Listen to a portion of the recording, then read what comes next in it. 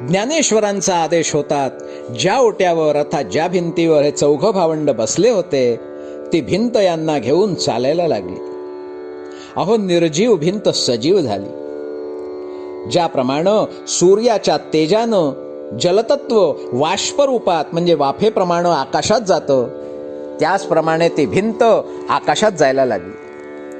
अहो, ज्ञानरूपी सूर्याच्या तेजाने जणू ही भिंत जलरूपात वाफेप्रमाणे हलकी झाली.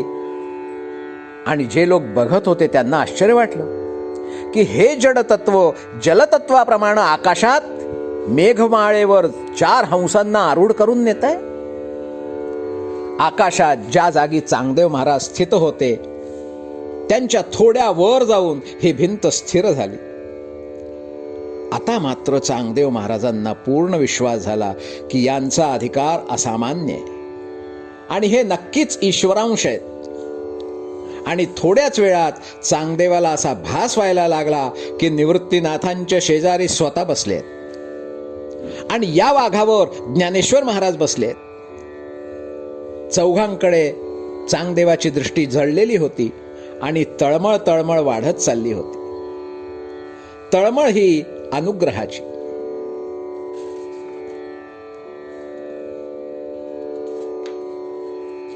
स्नेहरूपी अमृताचा वर्षाव करा.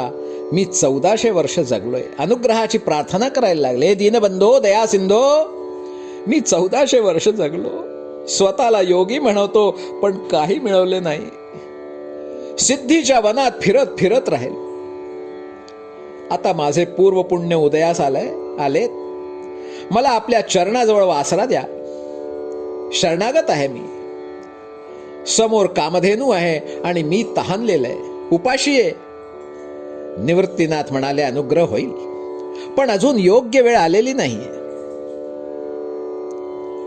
त्यांना वाटलं की आपण फक्त प्राण असलेल्या जीवितांना फक्त वशीभूत करू शकतो, पण ज्ञानेश्वर हे निर्जीव वस्तूंना सुद्धा वशात करू शकतात.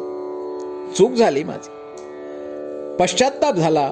योगी असूनही चांगदेवामध्ये आत्मज्ञानाची कमतरता आहे हे निवृत्तीनाथांना लक्षात आलं आणि म्हणाले की अनुग्रह होईल पण अजून योग्य वेळ आलेली नाही. अजून प्रतीक्षा करा, वाट पहा.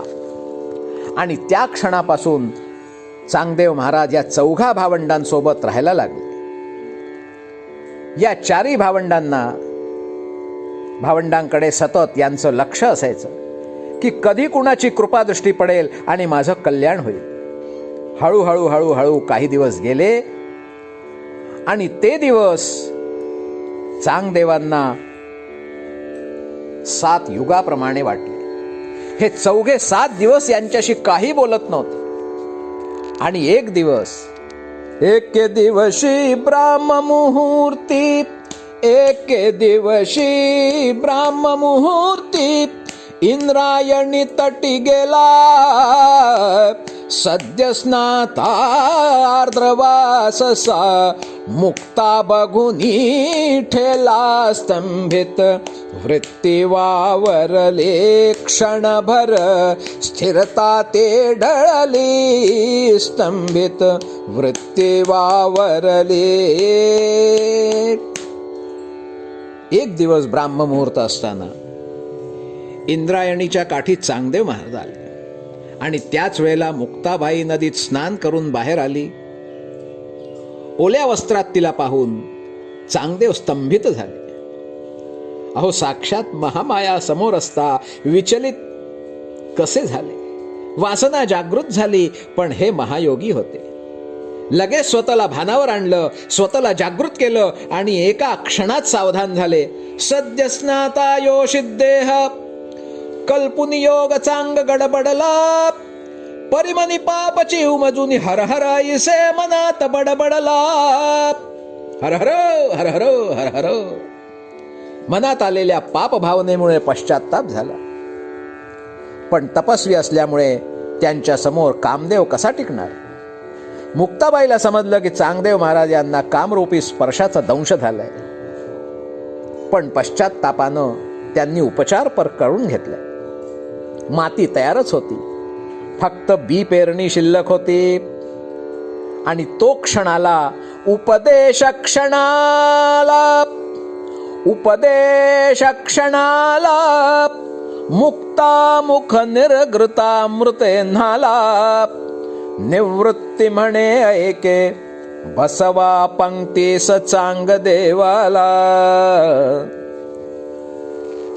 आणि त्या क्षणाला मुक्ताबाईनं महामायेनं चांगदेवाला उपदेश केला, अनुग्रह दिला.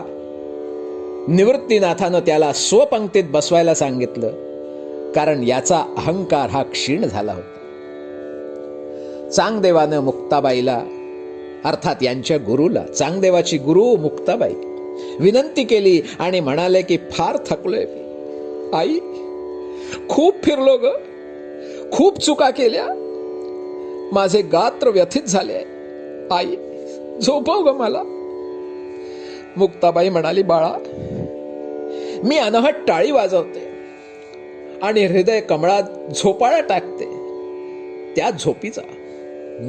जो जो जो जो रे चांगया मिळवी रे स्थिती तुरया, जो जो जो जो रे आली मुक्ताई महामाया नूतन गीता गाया, जो जो जो जो रे पंचतत्वाचा पाळणा कर्मचिदे चाळणा, जीवसे भटक्या यतिराया मिळवी रे स्थिती तुरया, जो जो जो जो रे बहुत श्रमलासी भ्रमलासे 1400 उपवासी, आता घे खाऊ वटराया मिळवी रे स्थिती तुरया, जो जो जो जो रे 3 गुणावरती जाऊनी निज रूपा